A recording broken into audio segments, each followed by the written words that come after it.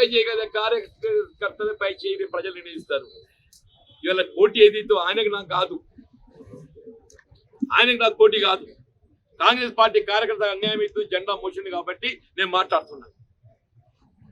అంటే మారుతున్న డైనమిక్స్ అనుగుణంగా మీరు మారలేకపోతున్నారా ఏంటి పరిస్థితి? అంటే మీరు అనేది మార్పు అంటే రాజ్యాంగ ఉల్లంఘన మార్పా?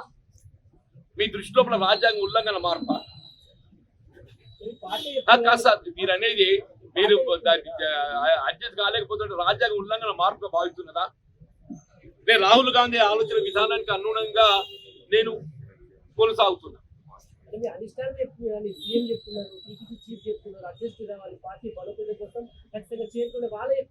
అరే నాన్న, పార్టీ ఫిరాయింపులు పార్టీ బలోపేతం అయితే అదే ఏ కేసీఆర్ గారు పార్టీ ఫిరాయింపులు బలోపేతం అవుతా అని చెప్పి భావించి చివరికి ఎక్కడికి వచ్చిండు?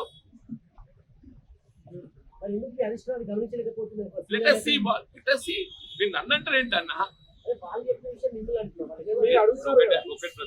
మీరు అధిష్టానాన్ని అడిగే ప్రశ్న నన్ను అడుగుతున్నారు, నన్ను అడిగే పరిస్థితి నన్ను అడుగుతారు.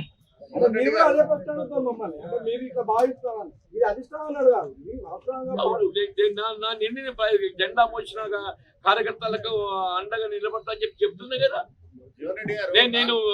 నేను ఐ సెడ్ జెండా మోసిన కాంగ్రెస్ కార్యకర్తలకు అండగా నిలబడడం నా వంతు బాధ్యతగా భావిస్తా అని చెప్పి అంటూ నేను let what may be the decision.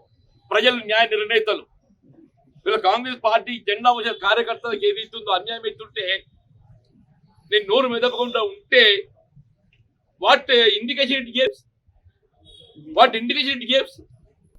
Sir, ఇప్పుడు మీరు 4 దశాబ్దాల రాజకీయ అనుభవం ఉంది, మీరు ఒక అడ్వకేట్. రాజ్యాంగ ఉల్లంఘన జరుగుతుందని మీరు భావించారు, అధిష్టానానికి చెప్పారు, అక్కడ వాళ్ళు వినలేదు. ఇప్పుడు మీరు ఒక చట్టం గురించి తెలిసిన వాళ్ళు, రాజ్యాంగం గురించి తెలిసిన వాళ్ళు, చట్టపరంగా ఏమైనా కోర్టుకు పోయే అవకాశం ఉందా సార్ ఈ రాజ్యాంగ ఉల్లంఘన మీద? మన ముందు మున్సిపాలిటీ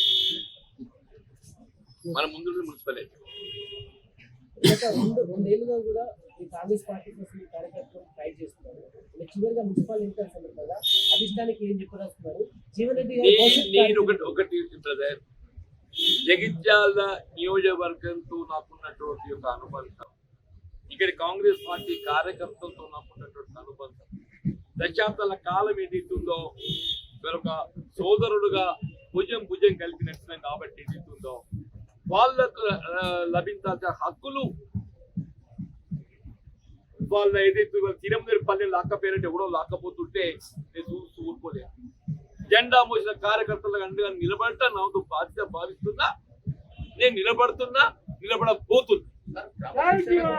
జీవన్ రెడ్డి కదా, క్రమశిక్షణలో భాగంగా మీరు ఏమన్నా పార్టీ పెద్దలకు కానీ ముఖ్యమంత్రికి కానీ ఇక్కడ జరుగుతున్న పరిణామాలు గమనిస్తలేరు చెప్పే ప్రయత్నం చేసిండ్రా మీరు? నేను గాంధీవన్కి పోయి మాట్లాడానంటే మళ్ళీ చెప్పే ప్రయత్నం చేసినట్టే కాదు బ్రదర్. నేను మీనాక్షి నటరాజన్ గారికి లిఖితపూర్వకంగా తీసుకెళ్ళా. Before that I took it notice of the AICC. Gandhi బల కూడా జరిగే పరిణామాలు మీరు గమనించిండ్రు.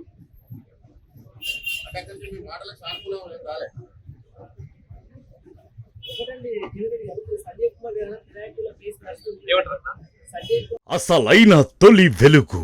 ఫాలో వాట్సాప్ @తొలి వెలుగు official.